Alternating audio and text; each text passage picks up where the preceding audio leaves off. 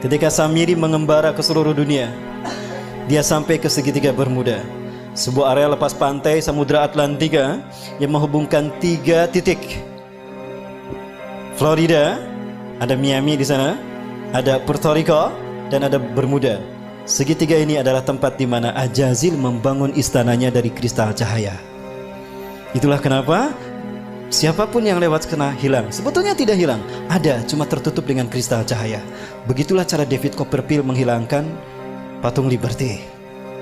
Begitu pula cara David Blank menghilang. Dia tidak menghilang, tapi dia bersinergi, bersenyawa dengan jin, sehingga kristal cahaya menutup pandangan kita, sehingga dia tidak terlihat, nyaris tidak terlihat. Dan itu pula yang terjadi ketika Nabi Muhammad SAW menghilang di Madinah 8 jam, tiba-tiba muncul lagi di tengah-tengah sahabat, karena bersentuhan memasuki alam jin. Ketika kita masuk ke dimensi jin berada, maka kita tidak akan terlihat saat itu. Dan di sana berdiri singgasana iblis yang terbuat dari kristal cahaya. Mereka bergerak menguasai dunia dalam 3 ranah: simbol, ritual, dan arsitektur. 3 ranah ini mereka sentuh. Kata kunci kita, api dan matahari. Ya, tadi dikatakan, karena engkau telah menghukum aku tersesat, aku akan sesatkan manusia dari jalanmu yang lurus, dari Shiratal Mustaqim. Artinya akan ada sosok lain yang disembah selain kau. Itu adalah Dewa Matahari, dan dia berhasil. Di zaman Nabi Ibrahim, dia menjadikan Raja Namrud sebagai Dewa Matahari. Betul? Lihat Nabi Ibrahim. Oh, ini bintang Tuhanku. Begitu menghilang, oh bukan. Oh, ini bulan besar. Ini Tuhanku. Oh, bulan. Bukan. Berarti bulan bukan Tuhan. Oh, ini matahari lebih besar, tapi matahari pun tenggelam. Oh, berarti bukan Tuhan. Itu apa maksudnya? Nabi Ibrahim untuk menunjukkan kalau bulan, bintang, dan matahari bukan Tuhan. Itu hanya benda langit, tanda kekuasaan Allah. Allah lah Tuhan kita. Artinya konsep penyembahan kepada Tuhan sebagai Dewa Matahari sudah ada sejak zaman Nabi Ibrahim. Berhasil Ajazil. Persia, Iran, ya, kaum Zoroaster menyembah Dewa Matahari.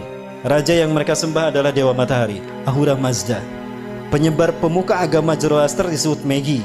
Cara mereka mendakwahkan Zoroaster, Magi ini dengan cara sihir, magic. Ke dalam bahasa Arab menggunakan sin, jadi majusi. Maka ketika mereka merayakan hari besar mereka, mereka selalu menyalakan mercon. Maka ketika umat Islam merayakan pergantian tahun baru Masehi, saat itu mereka disesatkan 3 agama. Ingat, tahun Masehi dibuat oleh seorang biarawan Katolik, Dionysius Exiguus. Dia adalah biarawan Katolik yang ditugaskan oleh Vatikan untuk membuat penanggalan Masehi yang titik tolaknya Natal. Maka dibuatkanlah penanggalan tahun Masehi yang diberi nama kemudian Anno Domini. Tahu apa arti Anno Domini? Tahun Anno Domini artinya tahun Tuhan kita. Kita Romawi. Siapa Tuhan Romawi? Yesus Kristus. Berarti tahun Anno Domini adalah tahun Yesus Kristus. Lalu dilayakan pergantian tahunnya oleh umat Islam. Apakah umat Islam tidak murtad? Satu, ketika umat Islam euforia merayakan pergantian tahun Masehi, saat itu mereka itiba kepada kaum Nasrani. Lalu mereka merayakan dengan meniup trompet. Lihat Yahudi, mereka merayakan hari besar mereka dengan meniup trompet. Betul? Saat itu pun Yahudi diikuti oleh kaum muslimin. Dan kemudian mereka merayakan Merson. Maka di saat itulah mereka lengkap sekali, disesatkan 3 agama. Yahudi tiup trompet, Nasrani menyambut tahun baru, Majusi merayakan menyalakan Merson. Ada yang ikutan syahadat lagi. Nah, baik, saya perjelas. Yunani, negara penyembah Dewa Matahari. Dan Dewa Matahari mereka namakan Helios. Bahkan mereka membuat Heliopolis, kota Dewa Matahari. Yunani, ketika mereka merayakan hari besar mereka menyembah Dewa Helios, mereka melakukannya dengan pawai obor keliling negeri. Pawai obor keliling negeri. Dan puncaknya di Bukit Olympus, di sebuah lampangan besar, mereka menyalakan obor raksasa. Dinyalakanlah obor besar tadi. Obor besar, selama obor besar itu menyala di Bukit Olympus, kaum paganis Yunani mereka merayakan penyembahan Dewa Helios dengan melakukan berbagai macam atraksi. Ritual ini sampai hari ini dipertahankan dan itu bernama Olimpiade. Sekali lagi, Zionis Yahudi menyesatkan kita dalam 3 ranah: simbol, ritual, dan arsitektur. Sudah terwujud? Tingkat dunia Olimpiade, tingkat benua ASEAN Games, Tingkat nasional, PON. Tingkat daerah, Porda. Ibapilah rahmatullah. Dewa di Itali, Roma, Dewa Mitra. Lihat, ini Dewa Mitra, sama dengan Liberty. Ada matahari di kepalanya. Patung Liberty pegang apa? Obor kan. Berubah tidak? Tidak. Inilah yang dikatakan iblis. Fabima akhwatani ila aqudanalhum siratal mustaqim. Karena engkau telah menghukum aku tersesat, aku akan halangi mereka dari tauhid. Artinya, akan ada sosok lain yang disembah selain engkau. Siapa? Dewa matahari. Siapa dewa matahari? Matahari adalah unsurnya api kan? Dan siapa yang Allah ciptakan dari api? Jadi siapa dewa matahari itu? Ajazil. Tapi dia tidak terlihat. Maka dia butuh sosok manusia yang menjadi kembaran dia seutuhnya. Samiri. Jadilah dia Dwi Tunggal. Siapapun yang mengangkat tangannya seperti, berarti dia komitmen kepada iblis dan Dajjal. Baik, di Amerika Latin, Amerika Selatan ada 3 suku bangsa menyembah dewa matahari. Suku Aztec di Meksiko menyembah Viracocha. Suku Inca menyembah dewa Inti di Brazil. Suku Maya menyembah dewa Kukulcan di Amerika Latin. Ya. Dan di Mesir ada Horus, dewa matahari. Dan Horus selalu digambarkan dengan kepala burung. Kenapa? Ketika Tuhan turun ke bumi selalu menggunakan burung. Dan burung adalah simbol singgasana tinggi. Maka siapapun yang menjadikan burung sebagai simbolnya, maka dia merdeka, akan merdeka abadi. Maka jadilah burung simbol kemerdekaan setiap. Kebetulan atau sesuatu yang sudah direncanakan? Apakah ini hanya begitu saja kebetulan? Bukankah iblis sudah berkata, aku akan sesatkan mereka dari jalanmu yang lurus, dari tauhid.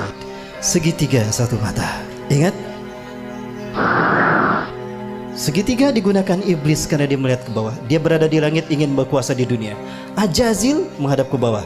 Samiri pun sama. Dia ingin berkuasa sebagaimana Tuhan di langit. Maka segitiganya menghadap ke atas. Keduanya bertemu di segitiga Bermuda. Pertemuan mereka simbolnya seperti apa? Ini simbol mereka. Betul? Dari sinilah filosofi pertemuan iblis dan Dajjal, yang kalau disimbolkan dengan tangan seperti ini. Dan ini angka 11. Dan kembar.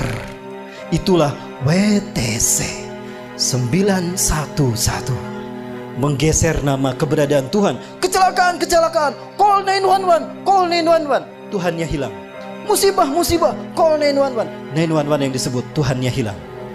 Keberadaan Tuhan digeser. Yang pertama disebut manusia ketika akan terjadi musibah kecelakaan. 911. 9 tambah 11 berapa? 11. 9 tambah 1 10. 10 tambah 1 11. Itu simbol pertemuan iblis dan Dajjal yang mengaku maha tinggi. Dan itulah WTC. Dan WTC dihancurkan di titik balik pertama di milenium ketiga. Milenium ketiga itulah yang disebut dengan Y2K. Kepada dunia, dunia latah, bahkan negara Arab termasuk Indonesia, kami siap menyambut Y2K, betul? Di tahun 2000 tuh, we are ready to visit Y2 km. Padahal Y2K syarat berbau muatan ideologis. Y2K bagi orang Kristen adalah singkatan dari Year of the Jesus Kingdom. Dan Y2K bagi Yahudi adalah Year of the Jewish Kingdom. Artinya 1000 tahun terakhir sebelum hari kiamat, itu adalah tahun bagi berdirinya singgasana Tuhan di muka bumi. Cirinya apabila sapi berwarna merah sudah lahir. Sudah lahir belum? Berarti Tuhan yang mereka tunggu-tunggu akan tiba. Allahu Akbar. Sebentar lagi Dajjal sudah muncul. Ibabillah rahmatullah. Disinilah iblis dan Dajjal bertemu. Dan mereka membuat kesepakatan. Inilah kesepakatan yang mereka buat. 1. Kita hancurkan Islam dan kaum muslimin, karena hanya Islam yang menghalangi kita. Maka apapun caranya, Islam dan umat Islam harus dimusnahkan. Yang kedua, kita berjuang kepada manusia untuk menunjukkan kalau Tuhan telah salah pilih. Tuhan telah berbuat salah. Begitu kan? Ini filosofi siapa kalau bukan filosofi Ajazil? Ya, maka dendamnya kepada umat Islam. Sekarang mereka bersatu dendam sama umat Islam. Ketika Samiri mengembara ke seluruh dunia, dia sampai ke segitiga Bermuda, sebuah area lepas pantai Samudra Atlantika yang menghubungkan 3 titik. Florida, ada Miami di sana, ada Puerto Rico, dan ada Bermuda.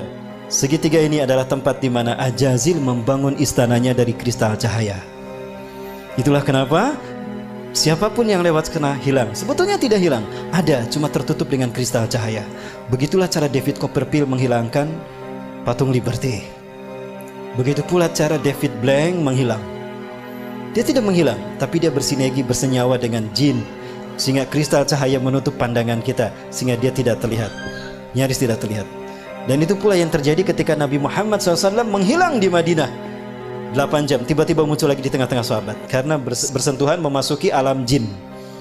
Ketika kita masuk ke dimensi jin berada, maka kita tidak akan terlihat saat itu.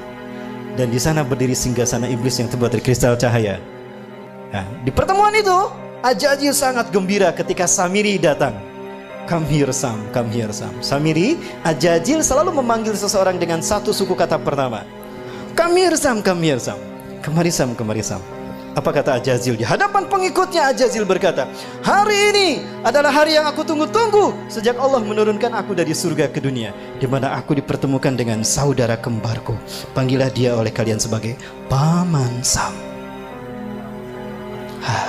Nyambung tidak? Nyambung dengan Amerika.